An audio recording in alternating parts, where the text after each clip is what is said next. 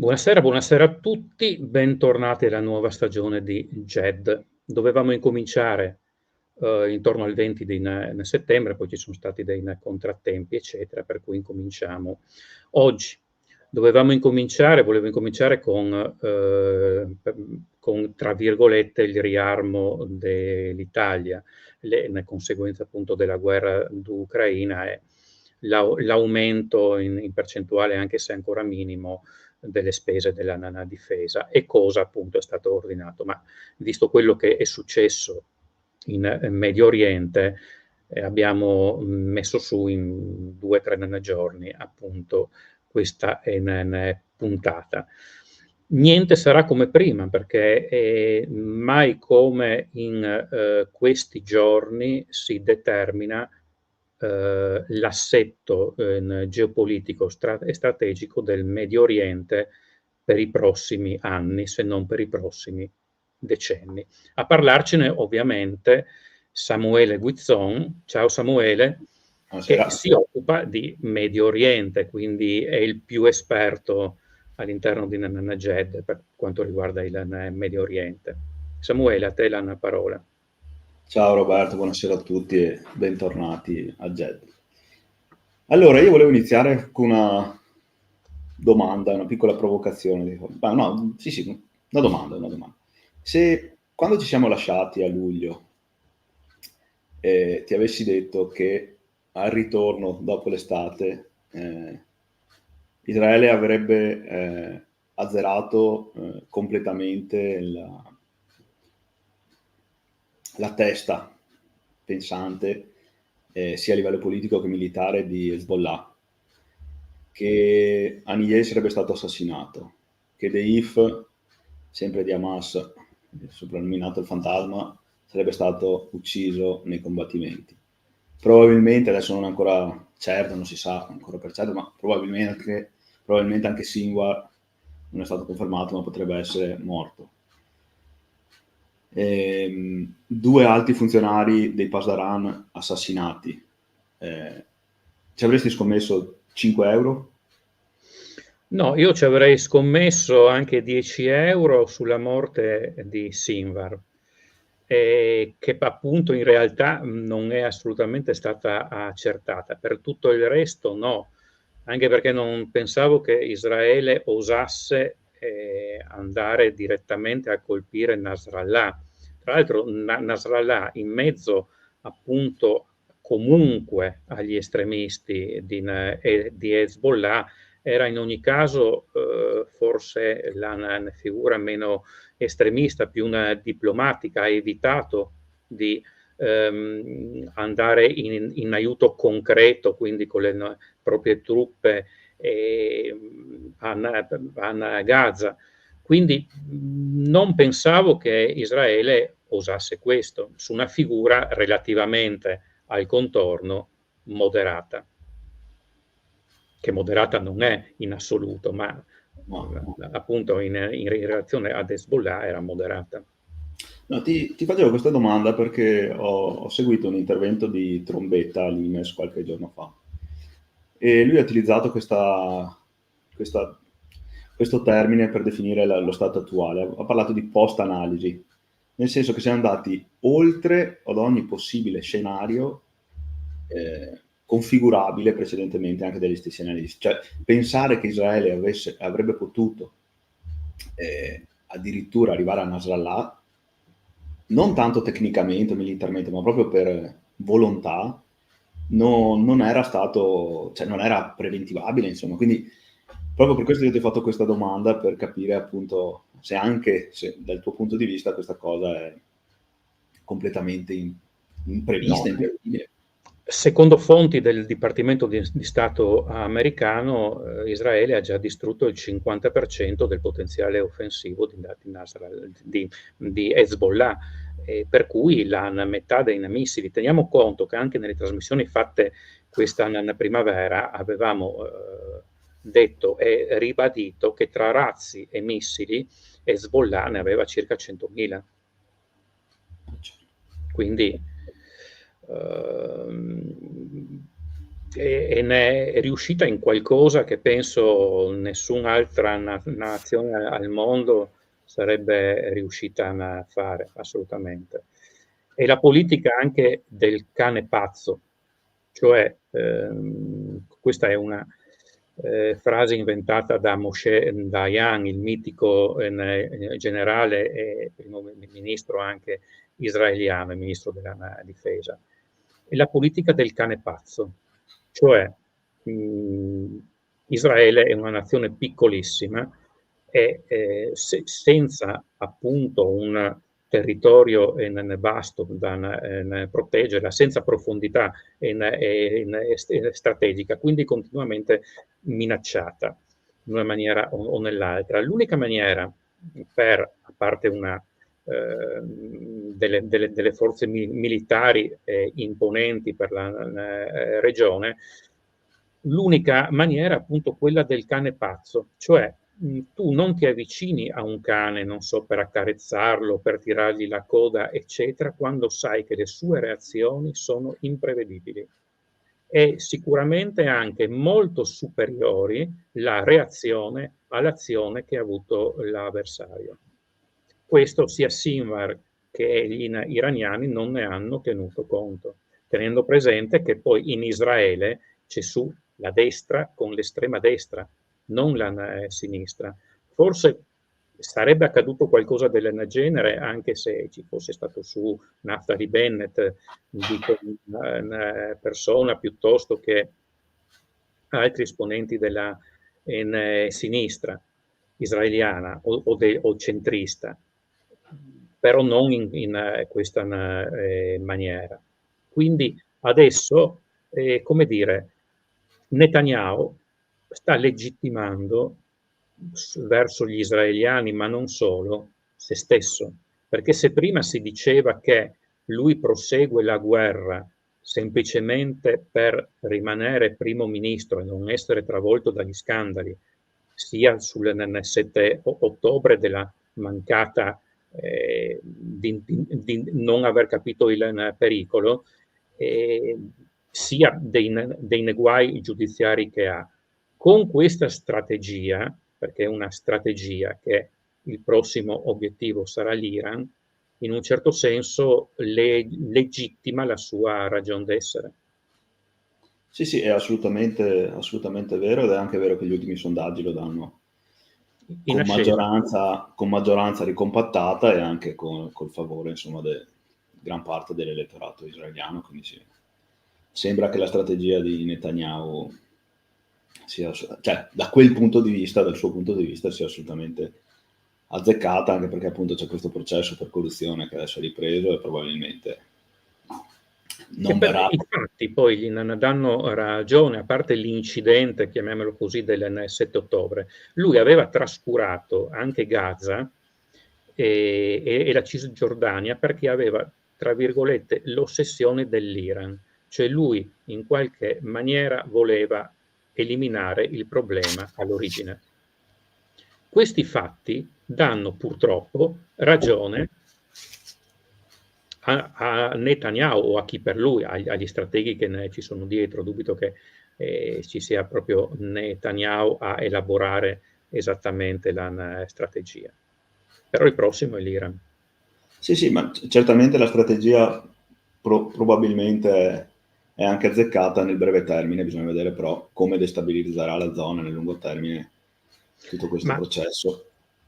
È un qualcosa che in questi giorni si decide, in queste settimane, si decide il destino del Medio Oriente per i prossimi decenni, forse più che anni.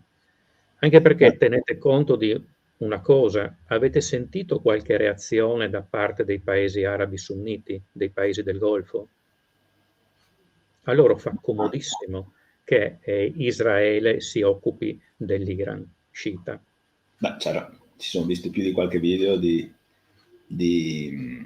festeggiamenti da parte sunnita, insomma, in varie Libano, zone. in Siria, in Giordania, in Iraq, tra i sunniti dell'Iraq. E quindi è una situazione che si può evolvere in maniera molto diversa, però teniamo presente una cosa: l'Iran in questo momento è debole, è debolissimo. L'Iran è pervaso da oppositori anche interni, c'è una lotta proprio tra i sistemi di potere interni, non si parlano, non si capiscono, sospettano l'uno dell'altro. Se è vera la storia che era raccontata dal New York Times, mi sembra. No, questa è effettivamente è una notizia ufficiale venuta fuori proprio dalle fonti iraniane. Khamenei si lamenta che non ci si può fidare l'un dell'altro nell'establishment iraniano perché è profondamente penetrato dai servizi israeliani. Friedman, che è un noto giornalista del New York Times, questo prima che arrivasse l'attacco, aveva appunto ricevuto delle confidenze da parte dei servizi israeliani dove dicevano l'ora in cui ci sarebbe stato l'attacco, il numero di missili 110 e le ondate 2. Allora, l'attacco è venuto un'ora dopo, quindi hanno sbagliato di un niente. I missili, invece di essere 110, tutti balistici, erano 180. Quindi, gli attacchi, le ondate sono state 3 e non 2. Ma insomma, ci siamo. Beh, c'era anche una dichiarazione dell'ex presidente Ahmadinejad che raccontava della creazione di un'unità anti-Mossad, a cui a capo hanno scoperto a posteriori ci fosse proprio uno del Mossad, quindi insomma. Attenzione però, io andrei piano su questo, sì, può essere vero, però teniamo presente che per disfarsi di un avversario, per metterlo a morte, spesso si cita questa scusa. Bisogna vedere se era vero o volevano sbarazzarsi di lui. Può essere, anzi è probabile, non è escluso, però non è detto. Beh, certo è che abbiamo visto comunque un salto di qualità nelle operazioni anche di intelligence con l'operazione prima di cercapersone, poi dei walkie-talkie, che non si era mai vista, probabilmente pianificata da più di un lustro, probabilmente un decennio, con chissà quante società in mezzo, si parla di società taiwanesi di commercializzazione, in Ungheria di produzione, e comunque vuol dire essere in qualche modo entrati nella supply chain di Hezbollah da parte del Mossad. Poi, tra l'altro, li hanno indotti a privarsi dei telefonini, perché erano facilmente intercettabili. Su ordine di Nasrallah, fra l'altro. Sì, per prendersi appunto i walkie-talkie, è stato qualcosa di eccezionale. È stata un'operazione di terrorismo. A livello militare. A livello di militare, sì, è terrorismo. Sì, però è stata un'azione mirata, bisogna dire, versus altri terroristi, non verso gente comune, perché ovviamente i walkie-talkie ce li avevano i dirigenti e i quadri di Hezbollah, non sicuramente l'ultimo dei militari. No, quindi certo, però ci sono state vittime anche innocenti. La figlia di un dirigente di Hezbollah che è andata a prendere per il padre il walkie-talkie. Certo. Dopo non so se sei d'accordo, questa è una mia personale idea e opinione, ma il fatto che le cariche esplosive non fossero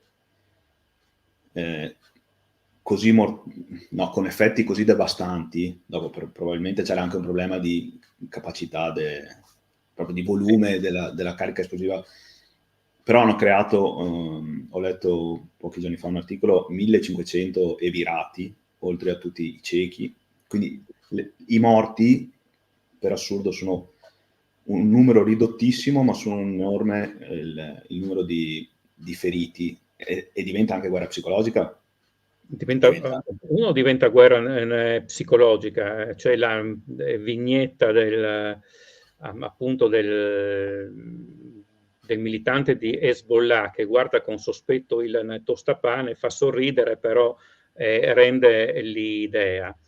Poi c'è stata una notizia tra l'altro proveniente, dicono, da una fonte iraniana, ma non è controllabile, quindi prendetela con le pinze molto lunghe, che effettivamente il numero di morti è stato di 10 volte tanto.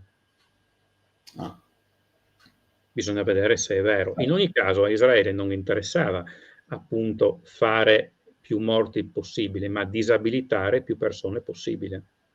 Effettivamente è stato fatto, perché accecare una persona, o anche se uno ha perso un solo occhio per qualche giorno, non può essere presente e lucido. Ha disalberato praticamente tutta la nave di Hezbollah. Ed è Non una ha più un ferita. coordinamento Hezbollah.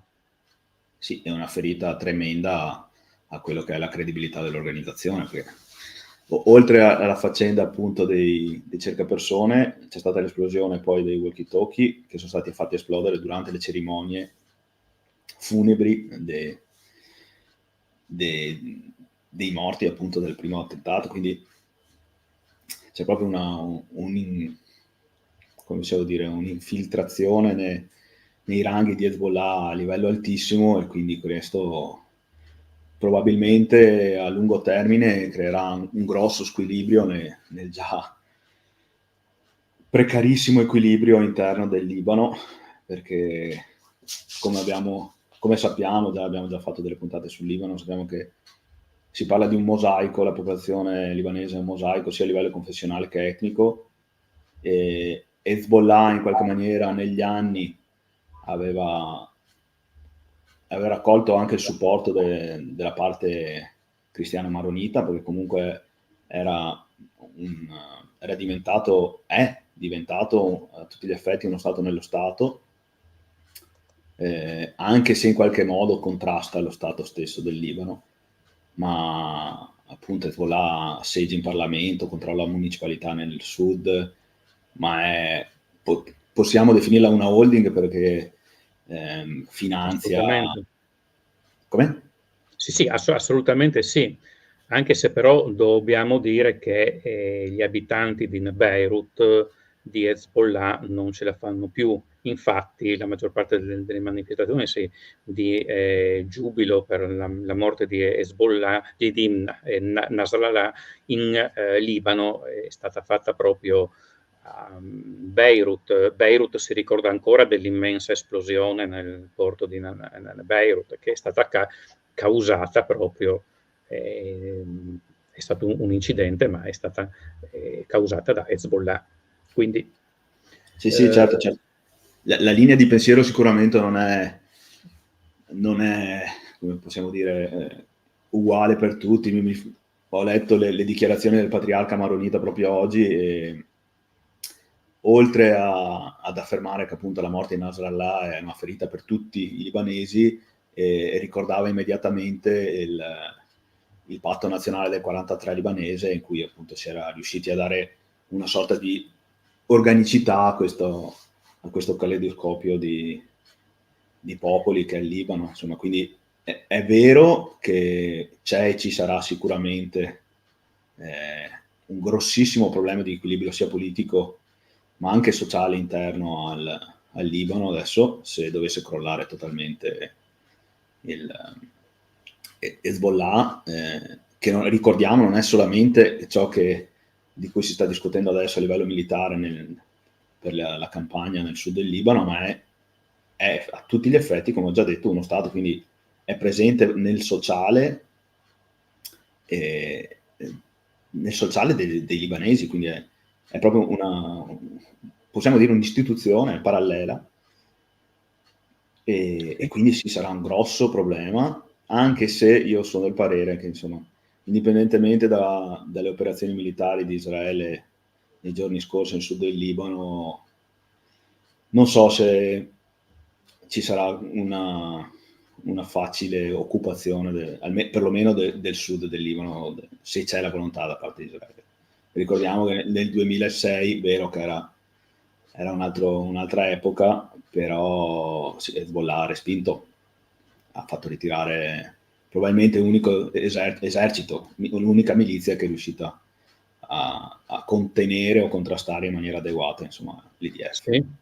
È vero, però adesso appunto, la linea di comando è stata disarticolata totalmente. Si è andati con la coscienza, perché quando Israele nel 2006 è entrata in Libano e non aveva idea delle capacità di Hezbollah, sono stati colti alla sprovvista per certi versi. È stata un'operazione pesante. Questa volta, più che altro, è un'operazione di truppe speciali.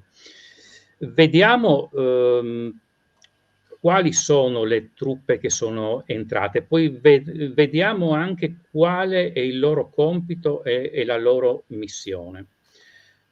Dunque, sono entrate in azioni parte della 98esima divisione e poi paracadutisti della 35esima e 55esima brigata e la 89esima brigata comando. Questi ultimi tre sono forze speciali, portati però dai reparti della settima brigata corazzata, cioè 36esima divisione, che comunque è una brigata d'élite che prima era con le altre schierata su Gaza, più tutta l'artiglieria. Quindi, come vediamo, è un'operazione abbastanza diversa da quell'altra, ma quella è la missione, non è penetrare nel Libano, che so, fino a Beirut. È furbescamente, ma giustamente anche, il rendere operativa la risoluzione 1701 dell'ONU del 2006, quando appunto è stata firmata la tregua tra il cessate il fuoco tra Hezbollah e Israele, in cui ci doveva essere una fascia smilitarizzata fino al fiume Litani, che doveva essere pattugliata dalle forze dell'ONU e presa in mano dall'esercito libanese, cosa che non è mai stata per l'opposizione di Hezbollah, che aveva minacciato appunto di usare le armi se avesse qualcuno tentato di disarmarla. Adesso l'esercito libanese ha prontamente dichiarato che è pronto ed è disponibile a prendere il territorio appunto a sud del Litani fino alla frontiera con Israele. Anche il ministro degli esteri italiano Tajani poco fa ha dichiarato che le truppe dell'ONU e l'Italia, il contingente più numeroso, sarebbero pronte appunto a riprendere in mano la situazione fino al Litani e, se il caso, anche di aumentare le truppe. Soprattutto la dichiarazione dell'esercito libanese vuol dire che sono, se non certi, abbastanza sicuri, ritengono molto probabile che questa volta Israele riesca a compiere a realizzare i suoi obiettivi. Sì, il contingente al momento italiano, migliaia di uomini? 1.200, 1.300. No, sì, comunque numeroso. Certo. Sì, mi pare che è arrivato fino ai 2.000 e ne passa, adesso dovremmo essere sui 1.200, credo. Ok, una domanda veloce, ritornando a Netanyahu, secondo me sì, ma chiedo anche a te, Robert. Può essere che ci sia la volontà di coinvolgere direttamente gli Stati Uniti nel conflitto? Beh, tutti vorrebbero coinvolgere gli Stati Uniti nel conflitto, anche l'Ucraina in qualche maniera, è ovvio, con la capacità militare certo, degli Stati Uniti. Portarli alla condizione di dover scendere in campo, insomma. Allargare il conflitto in maniera tale che... Beh, se quello che è successo l'altra sera si dovesse ripetere, o se ci dovesse essere un invio di boots on the ground, come si dice, di Pasdaran o comunque di milizie iraniane in Libano, sicuramente gli americani interverrebbero. O se praticamente queste ondate di missile si ripetessero non una volta, ma 2, 3, 4 volte, ci sarebbe sicuramente il coinvolgimento in qualche maniera degli Stati Uniti. Teniamo presente anche che per le reazioni di Israele, praticamente Israele, a seconda delle distanze, al centro dell'Iran, diciamo a Teheran, ci sono 1500 chilometri. Quindi gli aerei che arrivano fino all'Iran, eventualmente, e ci sarà un bombardamento delle basi, devono avere comunque il supporto del rifornimento aereo e delle aereo e nelle cisterne. Quindi questo è un qualcosa che Israele può farlo, magari 2, 3, 4 missioni, ma è troppo oneroso per una campagna continua di settimane, assolutamente. Gli unici che potrebbero permetterselo sono proprio gli Stati Uniti, proprio gli unici al mondo, cioè una campagna di settimane in questa maniera qua. Probabilmente, e dico probabilmente, quello che tenteranno di fare gli israeliani sarà di prendere sia i siti di lancio dei missili, sia ovviamente il nucleare. Tra l'altro, visto quello che è accaduto, che il presidente Pezeshkian non sapeva fino all'ultimo momento che i Pasdaran avrebbero lanciato i missili, la dice lunga sul sistema di comando e sulle divergenze all'interno dell'Iran. Tra l'altro i missili balistici non sono appunto di competenza dell'esercito regolare iraniano, ma dei Pasdaran. Quindi basta un colpo di testa. Potrebbe anche non aver informato il presidente perché aveva paura delle spie israeliane, che però lo hanno saputo in ogni caso, in qualche maniera. Non sappiamo se per un'operazione di intelligence da Israele, chiamiamola OSINT, o di HUMINT, cioè Human Intelligence, cioè di agenti in loco. C'è da augurarsi a questo punto, nel punto dove siamo, indipendentemente dai torti e delle ragioni, c'è da augurarsi per noi proprio che gli israeliani possano in qualche maniera far cadere il debolissimo ormai regime iraniano e soprattutto farlo cadere prima che riescano a mettere a punto la bomba atomica. Pensate un Iran con la bomba atomica dove i Pasdaran non dicono niente al presidente che vogliono lanciarla. Quindi io mi auguro che si riesca a buttare giù finalmente questo regime. È molto debole. Abbiamo visto, abbiamo detto e non lo ripetiamo, appunto dei dissidi interni. Sappiamo che l'esercito iraniano più o meno è neutrale perché non si è schierato quando c'erano i disordini di quest'estate e questa primavera. Sappiamo che i disordini, anche se non vengono fuori adesso perché la stampa si occupa di altro, proseguono anche se in maniera ridotta. Bisogna vedere se riescono appunto a dare il colpo di grazia o meno. Io avevo fatto un pronostico, vediamo, questa rivolta, cioè quella passata, non avrebbe condotto a un cambio di regime, ma la prossima sì. Vediamo se avrò ragione quando ci sarà la prossima, perché potrebbe essere tra un mese o tra 15 giorni dopo gli attacchi israeliani, potrebbe essere anche tra anni. No, è vero, ma la sensazione che il regime iraniano sia ben oltre il tramonto è evidente, effettivamente. Probabilmente basterà solo un'ennesima spallata, insomma, per far crollare definitivamente. No, appunto, speriamo sì, perché le voci ci fanno insistenti, insomma, sui progressi sulla via del nucleare, insomma, in Iran, e quindi sì, potrebbe diventare veramente un grossissimo problema, non solo del Medio Oriente a quel punto. No, ti chiedevo appunto di Netanyahu sul fronte americano, quindi sul coinvolgimento degli Stati Uniti, perché sembra abbastanza remota adesso. Ti interrompo, in fase di elezioni nessun presidente rischia qualche mossa che potrebbe essere azzardata, quindi Certo. Fosse anche Trump in questo momento, o Biden, ma cioè, tra meno di un mese o tra un mese esatto più o meno ci sono le elezioni, quindi figuriamoci se fa delle azioni eclatanti, si limiterà a rispondere effettivamente ai lanci di missili o cose del genere. Certo. A proposito del lancio dei missili, colgo l'occasione per vedere cosa è successo ieri, se sei d'accordo. Certo. Sì, tengo la domanda su Netanyahu dopo. Ok, allora andiamo.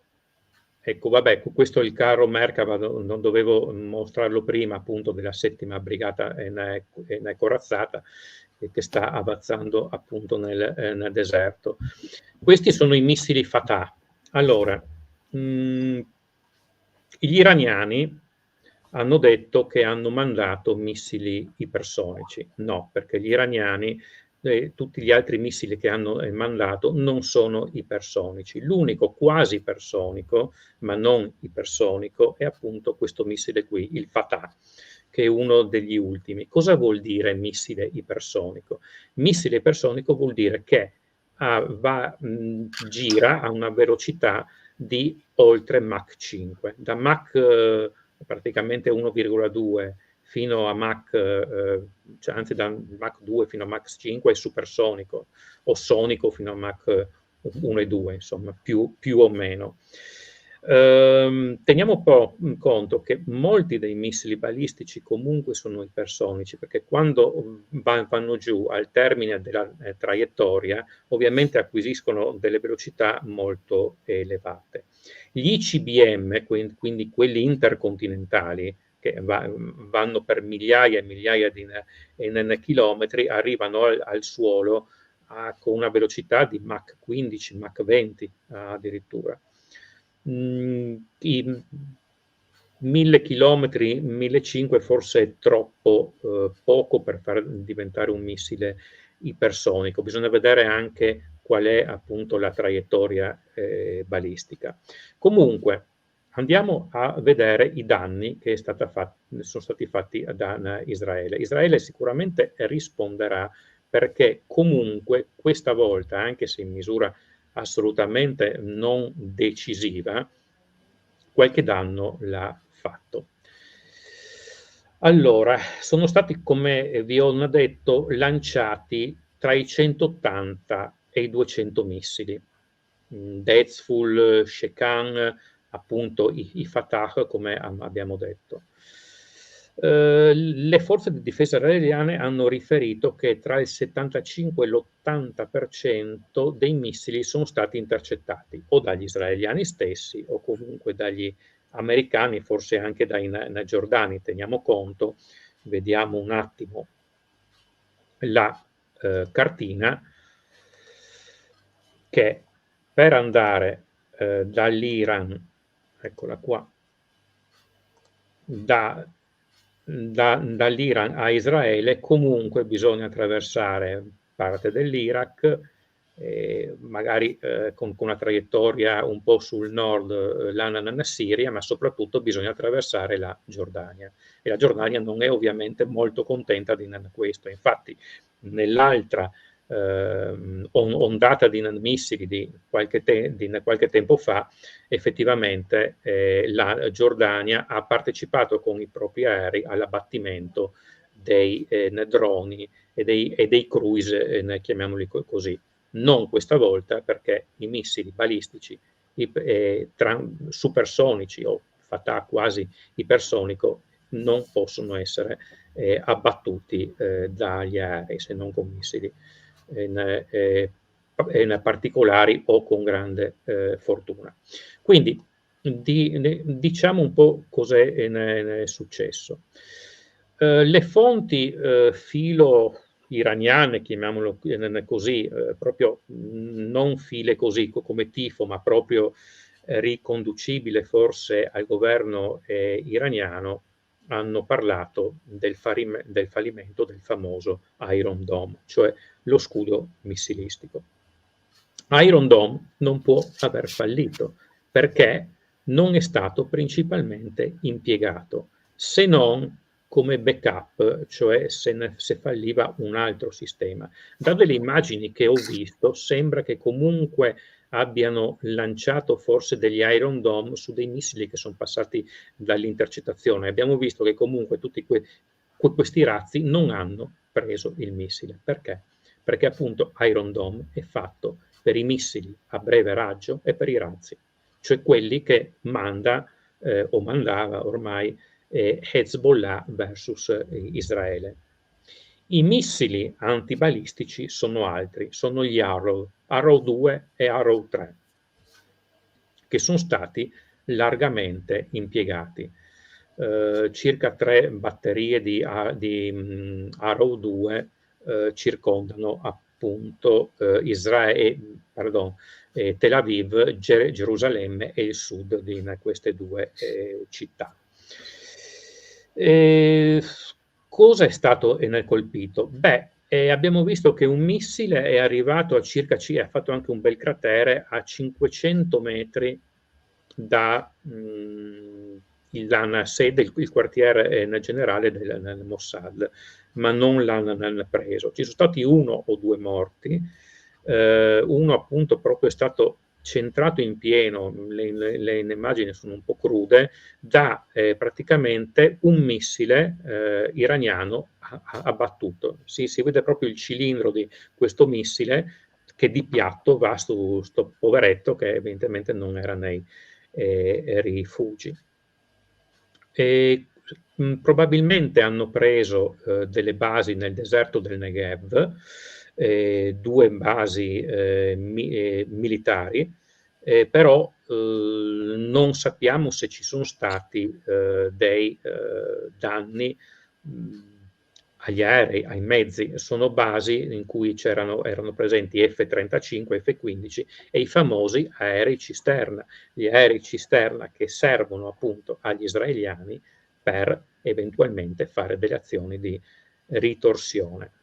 Ripeto, non sappiamo se sono stati presi o meno questi aerei. Sicuramente o quasi sicuramente dei missili sono arrivati vicino a queste basi. Cioè se è passato diciamo il 20% vuol dire che tra i 35 e 40 missili sono arrivati all'obiettivo. La precisione probabilmente lascia un po' a desiderare, vediamo quello che appunto il missile che era diretto sulla sede, sul quartiere generale del Mossad, per cui probabilmente i danni a questi aeroporti non sono stati enormi, diciamo così. Chiaro. E riprendo allora la domanda che ti stavo per fare prima che parlassi di questa operazione. È evidente che si sta assistendo a una frammentazione, chiamiamolo così, del mondo sciita, no? Quindi il mondo sciita era già un po' frammentato perché esistono 7 diversi come dire 7, vabbè è un termine un po' improprio, ma 7 tipi di sciismo.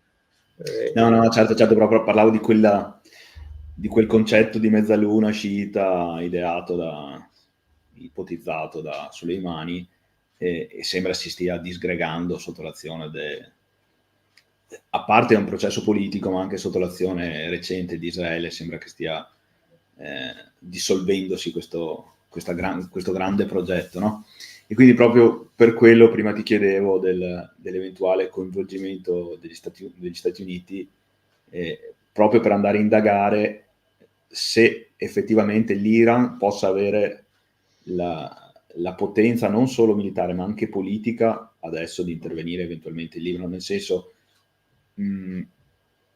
la parte sciita può ancora avere credibilità in tutta la faccenda a livello militare dopo quello che si è visto, perché comunque la reazione iraniana, sia quella di aprile che quella, soprattutto quella di aprile, che è sembrato più che altro uno show di propaganda interno, mentre questa azione sembra già più pesante, però sembra veramente non voler entrare nel conflitto, cioè, o perlomeno dare delle dimostrazioni di presunta forza necessarie e inevitabili, ma comunque di stare sempre a camminare sulle uova. L'impressione è questa, no? Allora, ci sono due aspetti da considerare. Prima di tutto, come abbiamo già detto, il regime israeliano, il regime iraniano è molto debole e anche molto diviso all'interno. Qualcuno potrebbe approfittare. E poi, se c'è una reazione estremamente elevata, c'è il pericolo concreto di un'entrata degli Stati Uniti, cosa che per l'Iran potrebbe essere fatale. Teniamo presente però che l'Iran ha un vantaggio, non può essere invaso o è molto difficile invadere, perché è praticamente circondato, a parte l'area diciamo che confina con l'Iraq di Bassora, eccetera, è praticamente circondato dai monti, anche verso il mare. Poi abbiamo una specie di altopiano ed è vastissimo, con 80 milioni di abitanti, quindi si baderebbe bene a entrare veramente in una guerreggiata come le guerre classiche con l'Iran. Quello che adesso Israele punta, a parte che Israele con 9 milioni di abitanti non può invaderlo, è ovvio, quello che comunque si punta, penso anche ai paesi arabi sunniti, è il cambio di regime. Sì, beh, ma non stavo parlando di un conflitto in terra iraniana chiaramente, ma sempre delle guerre proxy, ovviamente riferite, che ne so, allo Yemen, al Libano, a tutte quelle zone comunque sono state foraggiate negli anni dall'Iran, chiaramente. Con ogni probabilità, magari sarò smentito, ma come stanno andando le cose, che non stanno andando comunque benissimo per Israele, perché secondo le notizie di questo pomeriggio ha già avuto 14 morti, tra cui un ufficiale. Per Israele sono comunque perdite pesanti, che equivalgono a 20 volte più o meno le perdite che potrebbe avere Hezbollah come peso, diciamo. Certo. E poi c'è non vorrei, insomma, che facesse Netanyahu, ecco, mi secco un po' parlare di Netanyahu, diciamo Israele, perché non è che goda le mie simpatie, diciamo di Israele, e di fare lo stesso sbaglio che aveva fatto Hitler, cioè quello di invadere l'Unione Sovietica prima di chiudere i conti con la Gran Bretagna. Ed è stato uno sbaglio strategico enorme. Doveva prima chiudere lì i conti e poi andare in Russia. Per fortuna ha fatto questo sbaglio enorme. Non vorrei, c'è il rischio che comunque a Gaza Hamas non è totalmente debellato. Sembra che molti battaglioni abbiano in parte ricostituito le forze, per cui si sono reimmessi nelle zone già che sono state battute e controllate dagli israeliani, e comunque hanno ancora una certa forza. Evidentemente hanno una catena di comando che non è ancora del tutto decapitata, poi bisogna vedere se Sinwar effettivamente è morto o meno. E poi ci potrebbe essere l'esplosione della Cisgiordania, quindi l'Israele si potrebbe trovare su 3 fronti e in difficoltà, più l'Iran. Più lo Yemen, eventualmente. Più lo Yemen eventualmente, ma sullo Yemen tendo a ripeterlo, è un qualcosa che avremmo dovuto occuparci noi, perché cioè sono le nostre navi europee soprattutto a venire bersagliate, quindi dovremmo essere noi a occuparci. Tra l'altro, ben venga per l'Arabia Saudita il fatto appunto che Israele per 2 volte ha bombardato gli Houthi in maniera molto più intelligente che noi occidentali, dove andavamo a cercare i missili e i radar. Ha incominciato a bombardare i depositi petroliferi, le scorte energetiche e così via, proprio per tagliare come dire, le risorse il porto per evitare appunto l'attracco di navi contrabbandiere, chiamiamole così, con gli armamenti iraniane e così via, che era forse quello che dovevamo fare noi, perché cosa fanno gli Houthi? Mandano fuori i missili lì in pochissimo tempo dalle caverne, perché nel nord dello Yemen è montagnoso, addirittura ci sono boschi. Mandano fuori in vettori, li lanciano e subito dopo entrano nelle caverne. Quindi prima che arrivi l'aereo sono già sicuro. Bisognerebbe avere delle cosiddette loitering munitions circuitanti che aspettino che i missili vengano appunto posti fuori dalle caverne. Certo. Comunque prima o dopo bisognerà comunque occuparsi degli Houthi, perché comunque, anche se è stato ridimensionato, fanno un danno economico notevole, soprattutto a Grecia e Italia.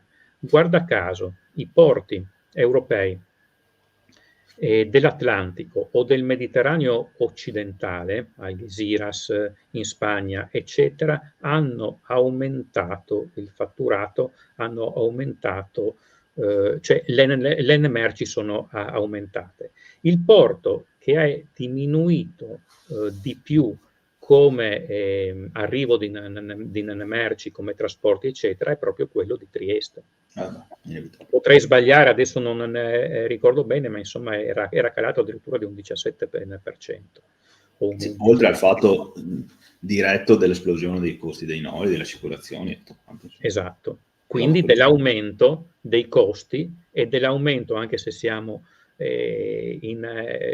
abbiamo appunto, almeno in Italia siamo arrivati sotto il 2%, ma comunque di un aumento di inflazione, se i costi aumentano. Cioè noi ci stiamo salvando perché il petrolio sta diminuendo e anche il gas in misura molto sostanziale. E chissà se le due cose sono sconnesse completamente oppure se c'è un gioco anche lì, no? Almeno per quanto riguarda l'Arabia Saudita si è accorta che la diminuzione del prezzo, cioè la diminuzione scusa, della produzione di petrolio, il contingentamento non è andato a buon fine. Anche perché alcuni paesi si sono rifiutati di appunto abbassare la loro produzione. L'Arabia Saudita ha 2 possibilità ed ha un vantaggio, tra l'altro, perché il petrolio saudita è il più puro, è quello che è anche quello a più bassa profondità, è quello che costa meno a estrarlo. Prima, appunto, nel 2020-2021, prima dell'inflazione, andava dai 4 a 6 dollari al barile. Quello, ad esempio, russo arriva sui 18 dollari al barile. Quello tra i più cari, perché non è, c'ha enormi percentuali di zolfo, è quello venezuelano che arrivava a 35 dollari al barile. Quindi può anche permettersi un abbassamento di questi prezzi. A questo punto cosa fa? Perché lei sa che comunque il petrolio è una risorsa che sarà destinata a via via a venir meno, anche perché anche la Cina si è resa conto che appunto con gli idrocarburi e le centrali a petrolio non potrà andare avanti per molto, poi con quelle a carbone.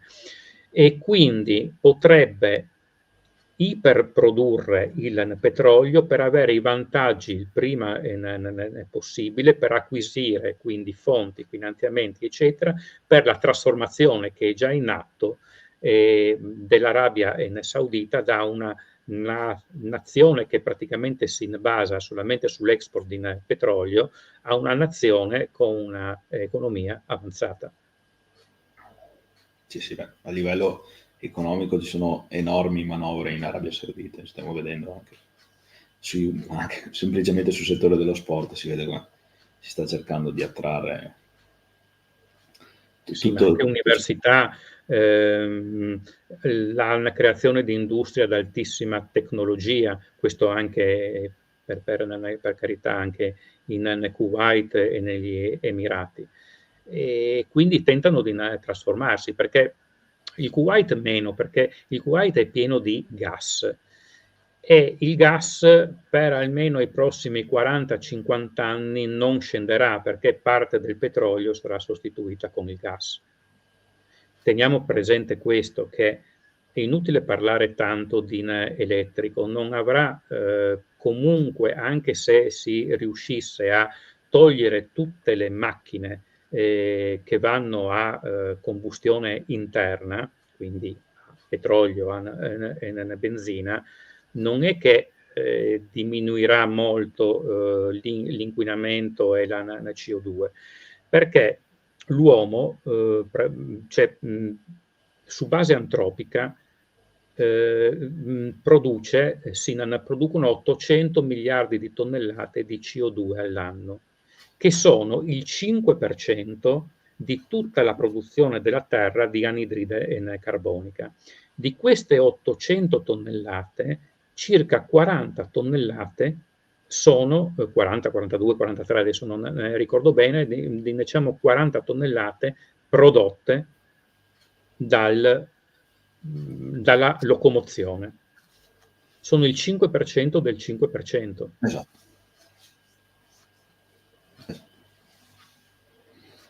Per cui una sola super porta container, non le nuovissime perché hanno dei sistemi nuovi, ma diciamo una super porta container di 20 anni fa consuma praticamente quanto l'intero parco macchine di una medio-piccola regione italiana, parliamo delle Marche o del Friuli Venezia Giulia. Vabbè, siamo andati un po' fuori argomento. E senza ZTL.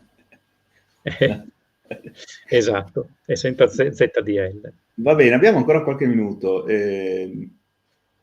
Facciamo una ricognizione al volo sulla situazione in Ucraina, visto che è una qualche settimana. Sì, poi adesso devo contattarlo dopo le ferie estive, ma probabilmente a fine mese avremo anche Tommaso Massa di RID, che è soprattutto esperto, l'abbiamo sentito per il Medio Oriente, eccetera, ma è soprattutto esperto di Ucraina.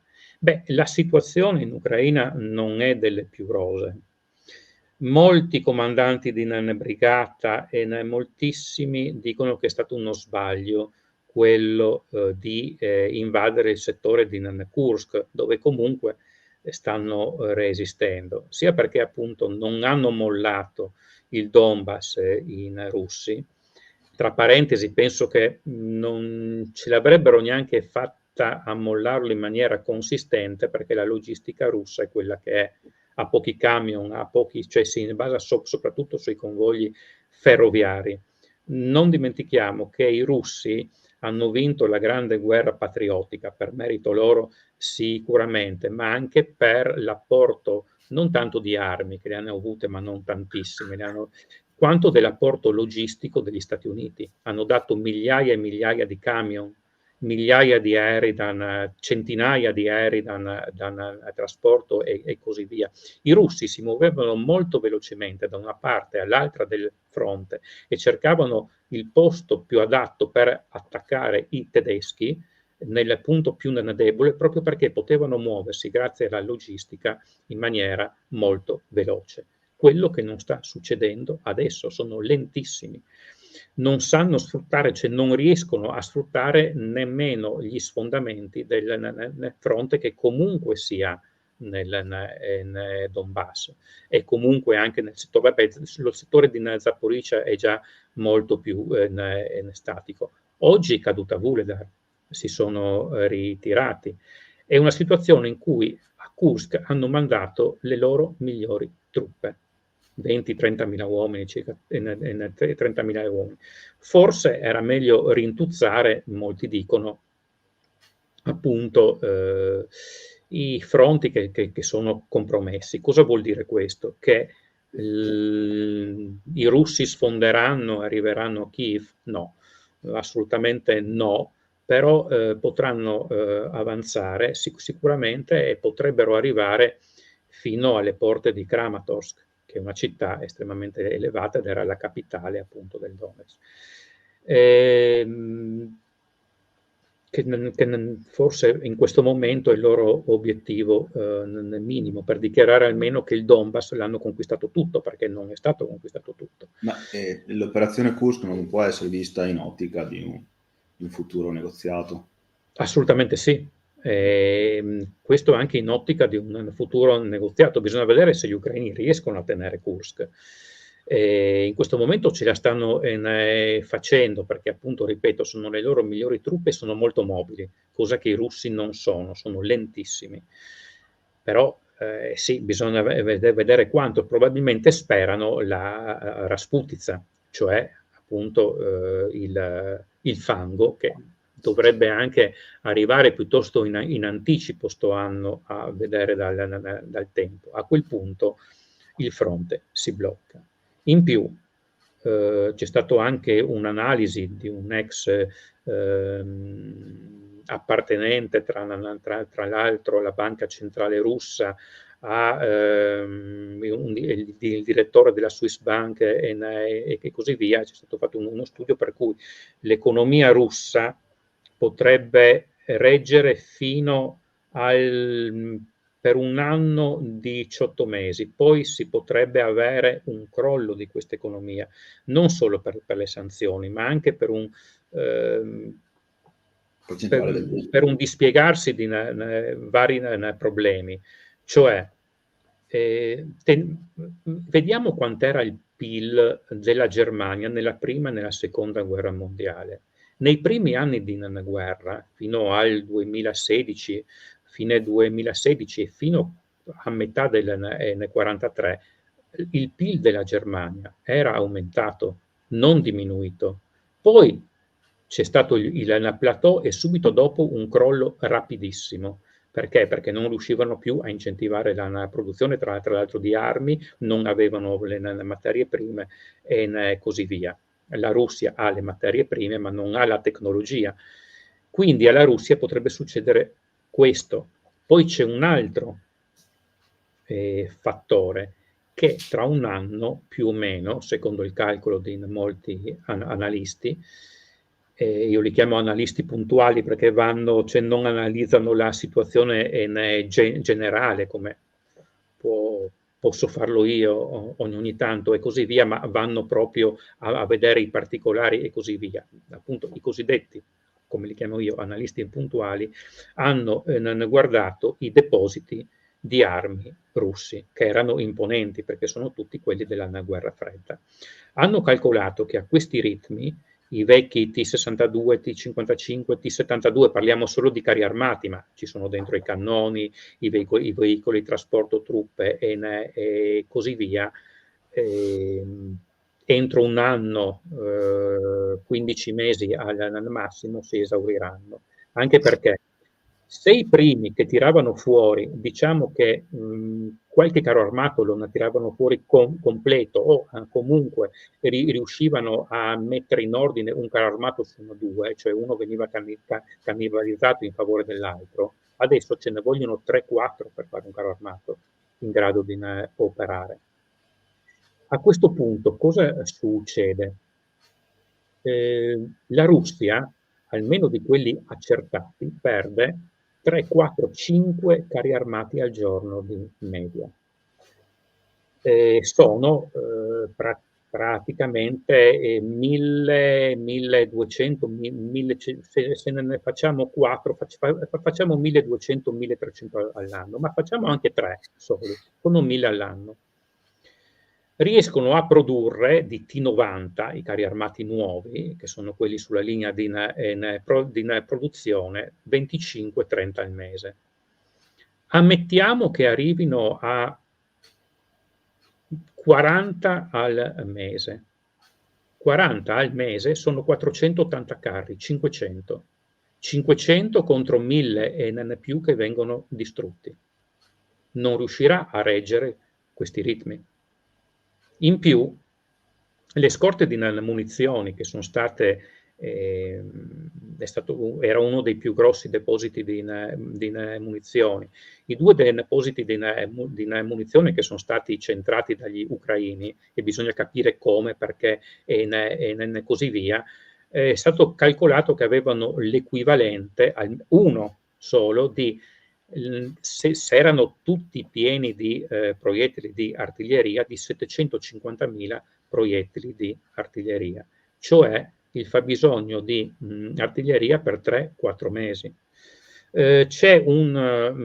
Si pensava che non arrivasse così rapidamente, perché c'è tutta una catena logistica, dai depositi grandi si va ai piccoli, più piccoli fino al fronte, ma c'era una lamentela su Telegram di soldati eccetera che si lamentavano che le munizioni cominciavano a scarseggiare. Militari che non sapevano, perché è stata nascosta la notizia in Russia del bombardamento di questi due depositi. Quindi effettivamente c'è almeno in temporanea, carenza di munizioni. È stato fatto il calcolo che se la differenza di colpi sparati tra russi e ucraini era di 8-1 in certi periodi, adesso è di appena 3-1. E gli ucraini cominciano a loro volta a produrre munizioni da 155 mm. Quindi i russi, per riuscire a fare qualcosa, hanno meno di un anno. Sì, quindi si arriverà probabilmente a negoziare tra poco, tra qualche mese. Non ci sono i presupposti per negoziare. Le posizioni sono troppo distanti. Gli ucraini non molleranno mai Zaporizhzhia, dicono che non vogliono mollare la Crimea o Mariupol, quello probabilmente lo molleranno, ma sicuramente tutto l'oblast di Zaporizhzhia no, perché è la Toscana dell'Ucraina, è appunto è la patria dei cosacchi, è lì il fulcro della moderna nazione ucraina, cioè il regno cosacco che si districava tra la Polonia e la Moscovia, come era una volta chiamata la Russia, che poi è stata appunto assorbita da Caterina la Grande. Per cui quello non lo molleranno. La Russia non mollerà sicuramente, tenterà di non mollare tutto il Donbass e la zona di Zaporizhzhia, anzi tenterà di avanzare possibilmente fino a Kiev, ma è molto improbabile, quindi questa è una guerra che se non cambia qualcosa potrebbe durare potenzialmente anche 10 anni. E se si arriverà a qualcosa prima, perché saranno tutti e due contendenti con la lingua talmente fuori che si arriverà a un cessate il fuoco come quello che c'è in Corea, dove i due paesi sono formalmente ancora in guerra, Corea del Sud e Corea del Nord. Certo. Va bene Roberto, chiarissimo anche la situazione in Ucraina, direi che per stasera possiamo... Sì, abbiamo sforato di solo 4 minuti, ma abbiamo sforato. Sì, dai, abbiamo iniziato abbastanza bene.